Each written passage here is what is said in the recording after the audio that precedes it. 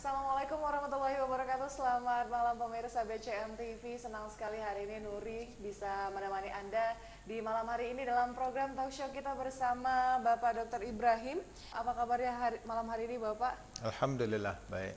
Ada beberapa pertanyaan yang mungkin bisa saya berikan kepada Bapak. Benarkah puasa itu baik bagi kesehatan jantung dan juga pembuluh darah nih Pak? Bagaimana bisa? Bismillahirrahmanirrahim. Assalamualaikum warahmatullahi wabarakatuh. Puji syukur kita panjatkan kehadirat Allah Subhanahu wa taala yang senantiasa melimpahkan rahmat dan karunia-Nya kepada kita semua sehingga kita masih bisa hidup dalam keadaan sehat walafiat, dan insya-Allah juga kita akan disampaikan kepada Ramadan yang beberapa hari lagi tinggal, dan insya-Allah juga kita akan bisa diberi oleh Allah taufik dan hidayah untuk dapat mempuasakan Ramadan dan mendirikan bulan Ramadan itu sampai ke akhirnya insya-Allah. Selawat dan salam kita kirimkan untuk arwah junjungan kita Nabi besar Muhammad sallallahu alaihi wasallam yang telah meninggalkan bagi kita dua pegangan pokok dalam kehidupan ini, yaitu Al-Quran dan sunnah beliau. Nabi menjamin keselamatan bagi siapa yang berpegang teguh kepada kedua pusaka tersebut. Pemirsa sekalian, sebelum saya menjawab pertanyaan Mbak Nuri, saya akan memberikan sedikit penerangan dulu tentang penjelasan tentang puasa dan kesehatan, karena banyak orang-orang yang takut untuk berpuasa di bulan Ramadan disebabkan kesakitan yang dialami oleh mereka itu. Jadi mereka khawatir bisa enggak menjalankan puasa Ramadan dengan betul, dan adakah akan merasa sehat, akan merasa kuat sepanjang bulan Ramadan itu. Jadi malam hari ini kita akan tuntaskan masalah-masalah ini, dan Anda pemirsa sekalian boleh bertanya kepada saya tentang apa saja yang berkaitan dengan puasa dan kesehatan, dan juga keluhan-keluhan lainnya yang perlu dikonsultasikan, ditanyakan. InsyaAllah kita akan berikan jawaban yang dengan sebaik-baiknya insyaAllah. Sebenarnya puasa di dalam sebuah hadis sahih Rasulullah sallallahu alaihi wasallam bersabda, "Summu tasihhu." Artinya, berpuasalah kamu, kata Rasulullah, agar kamu sehat. Jadi puasa itu sendiri tujuannya diantaranya ialah untuk menyehatkan tubuh.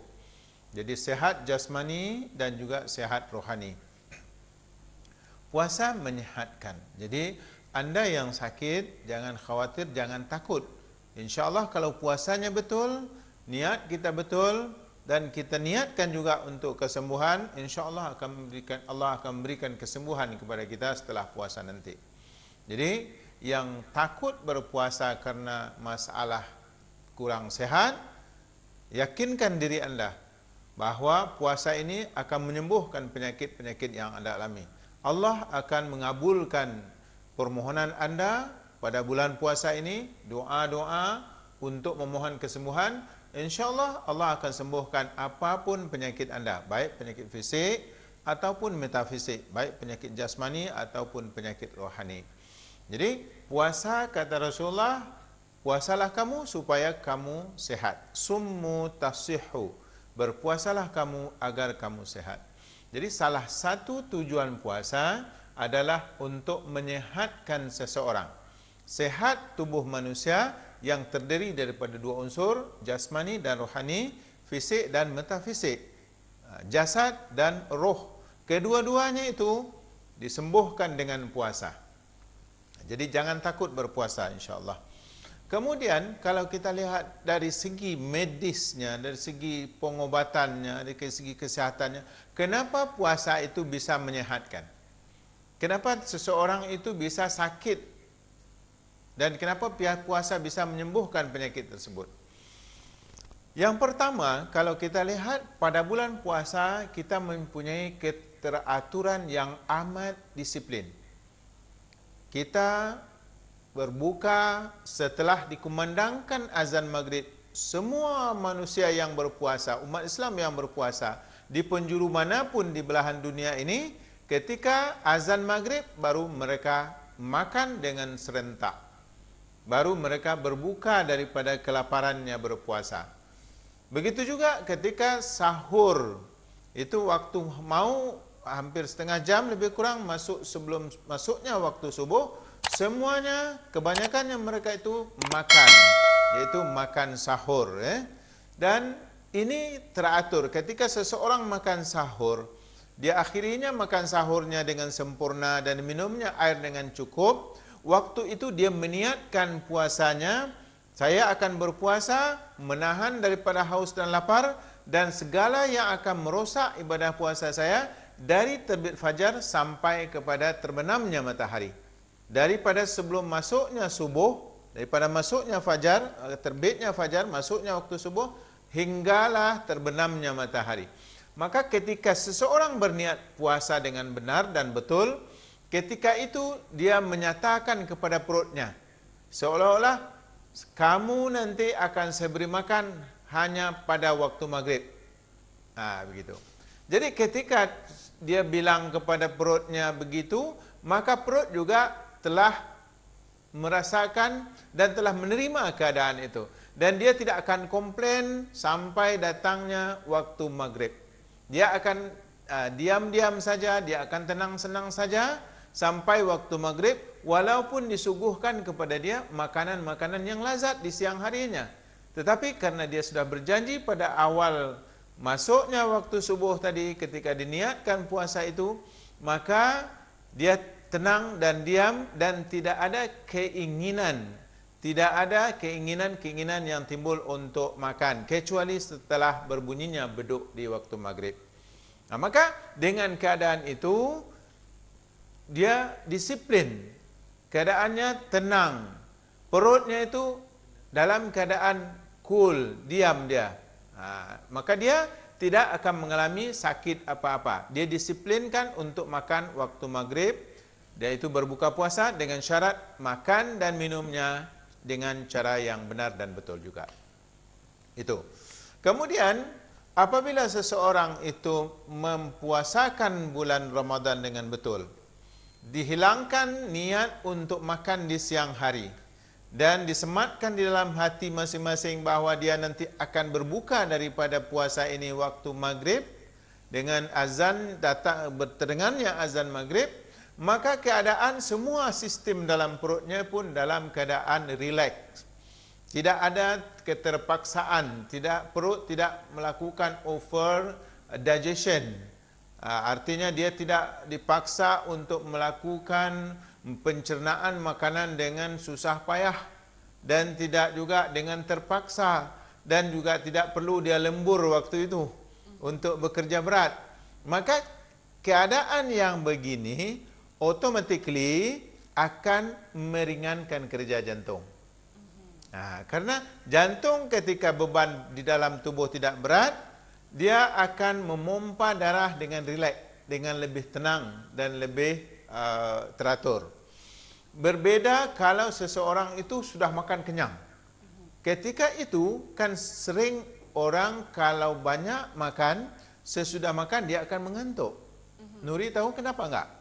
Kenapa begitu? Tahu enggak? Tidak tahu. Tidak tahu. Ketika seseorang sudah makan, perut itu memerlukan darah yang banyak. Apalagi kalau makannya banyak, kekenyangan. Untuk apa perut perlukan darah yang banyak? Untuk melakukan pencernaan. Jadi darah di kepala pun ditarik sebahagiannya ke perut. Maka ketika itu, setelah makan itu, orang yang makannya banyak, otomatis dia akan merasa letih dan dia akan merasa mengantuk. Mengantuk karena darah yang di kepala ditarik ke perut. Jadi di kepala jadi kurang, kekurangan oksigen akan menjadikan dia mengantuk. Maka dalam keadaan berpuasa ini tidak berlaku. Sama sekali tidak berlaku.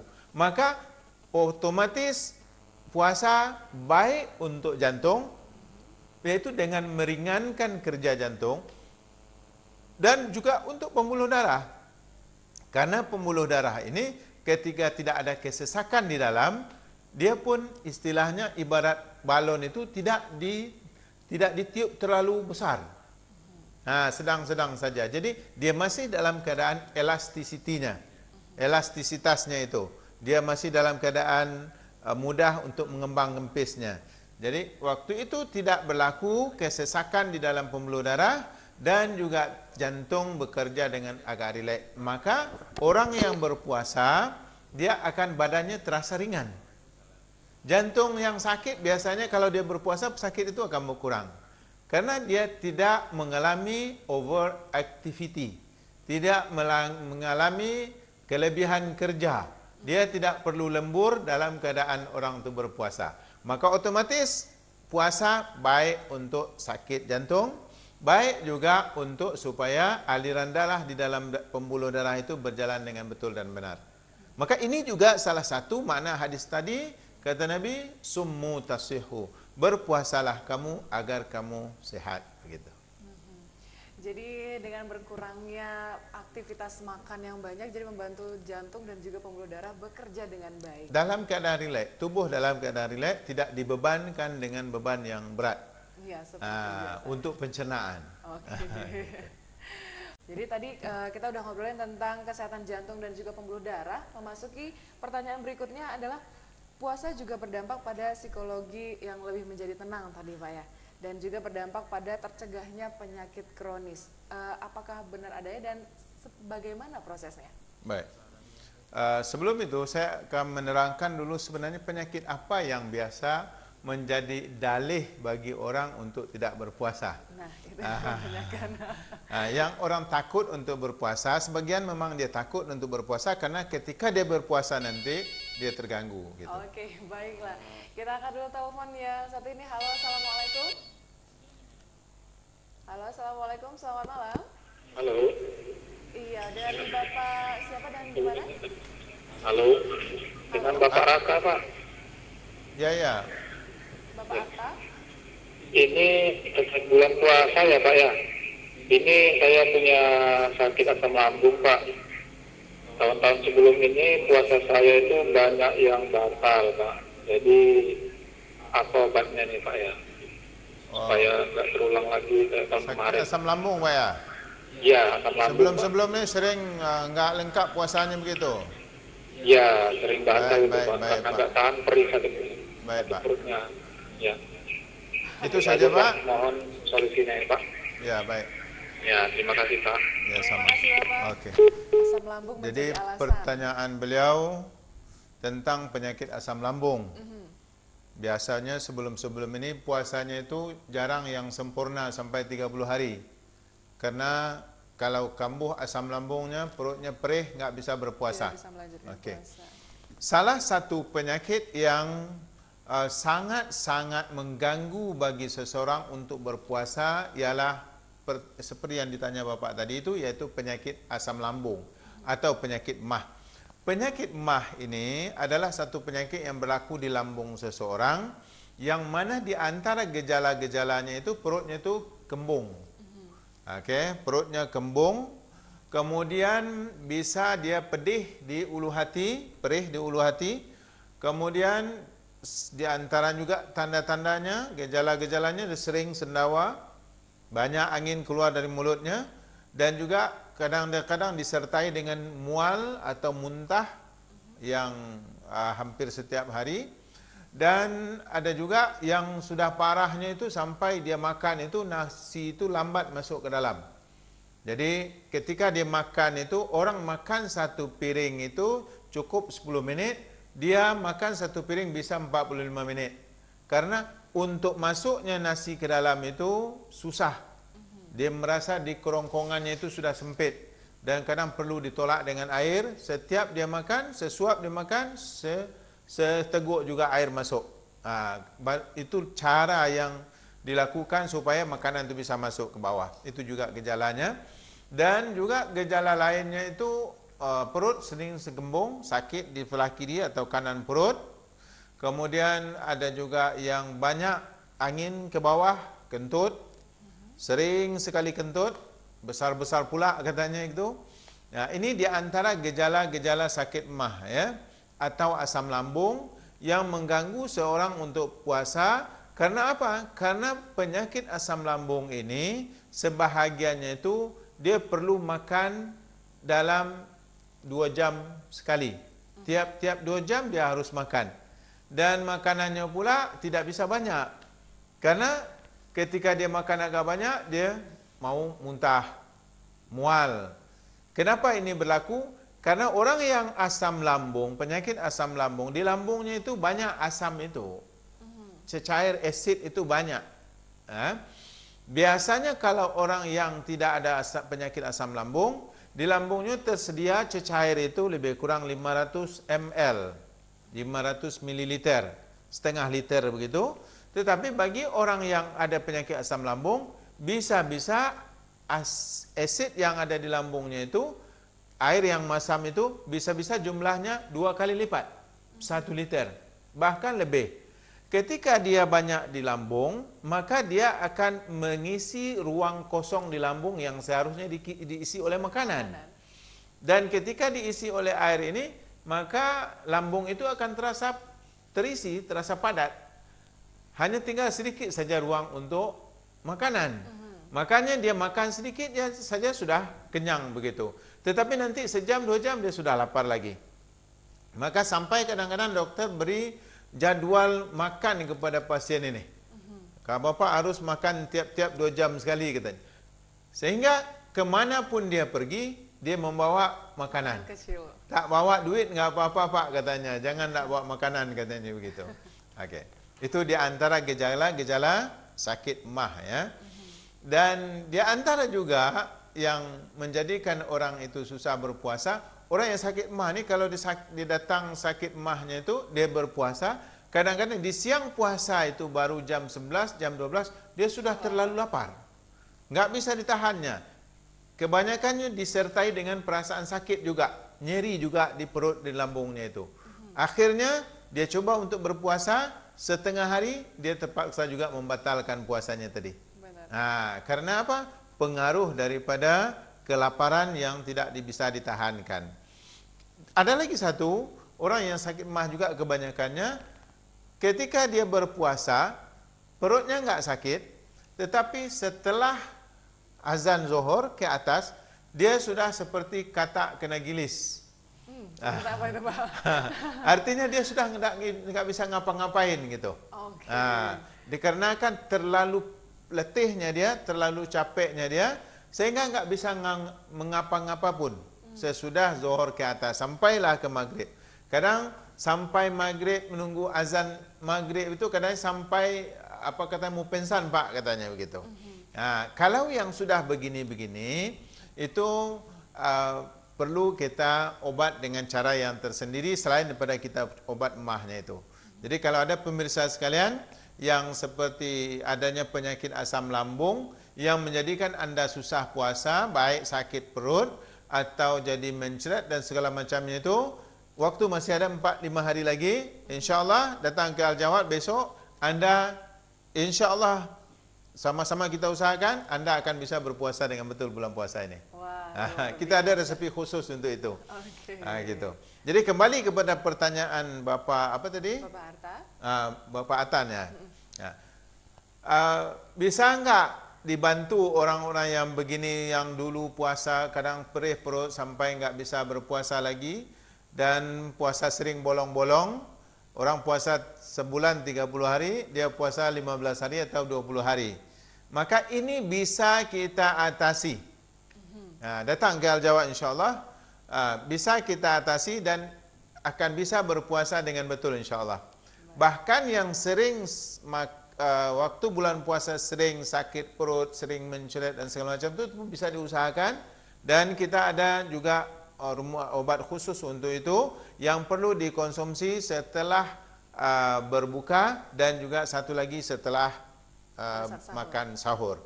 Dan insyaAllah sepanjang puasa itu akan aman. Saya biasa memberikan obat ini termasuk kepada mereka-mereka yang sudah tua, yang lemah, yang tidak kuat untuk berpuasa, yang khawatir puasa mereka akan berakhir sebelum maghrib. InsyaAllah ini bisa kita usahakan, bisa kita bantu insyaAllah. Jadi termasuk Pak Atan tadi, silakan datang ke Al-Jawad. Saya ada mulai besok jam 9 pagi sampai hari Kamis tanggal 25 jam 6 sore. Nah, insyaallah kita masih ada waktu sebelum puasa. Jadi silakan datang. Insyaallah kita akan usahakan agar Anda bisa puasa dengan baik dan tanpa ada halangan apa-apa. Benar. Dan sepertinya ada salah satu pertanyaan yang masuk ke WhatsApp nih Pak. Saya bacakan dulu. Dari Sangyang yang berada di Sungai Panas. Nah, ingin bertanya apakah orang dengan tekanan darah tinggi dan juga tekanan darah rendah itu boleh berpuasa? Silakan Bapak. Baik, pertanyaan tentang darah tinggi dan darah rendah, yaitu orang yang mengalami tensi tinggi atau tensi rendah bisa enggak berpuasa begitu. Kedua-duanya bisa berpuasa, enggak ada masalah sama sekali. Bahkan untuk orang yang tensi tinggi dan tensi rendah ini baik berpuasa itu.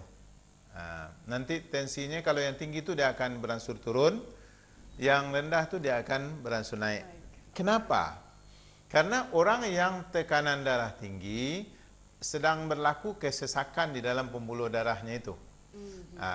Sehingga darah pembuluh darahnya itu menyempit karena kotoran-kotoran yang ada di dalamnya, dan adanya tekanan yang agak kuat dari jantung ketika memompa, maka dia akan berlaku tekanan darah tinggi. Saya analogikan begini ya, darah tinggi dengan tekanan darah rendah itu sebenarnya penyebabnya sama, lebih kurang penyebabnya sama. Oleh karena penyebabnya lebih kurang sama, pantang-pantangnya juga lebih kurang sama.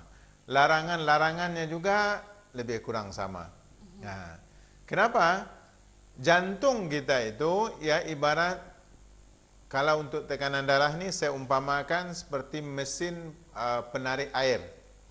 Nah, ini mesin pompa air yang satu pipa keluar daripada mesin untuk menyiram bunga atau mencuci mobil, yang satu lagi pipa masuk ke dalam sumur untuk menarik air.